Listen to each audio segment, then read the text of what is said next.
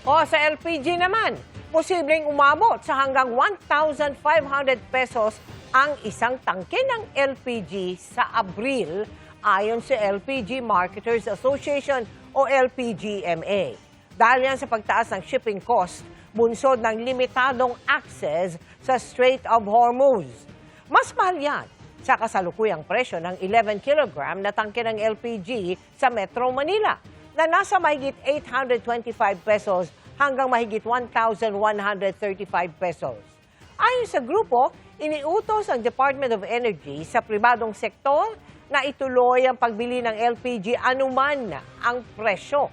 Bago nito ay sinabi ng Energy Department sa Senado na panghanggang 25 araw na lang ang supply ng LPG sa bansa. Pero ang sabi ng LPGMA sa baling tanghali kanina, na update na daw yan kasunod ng pagdinig ng Senado.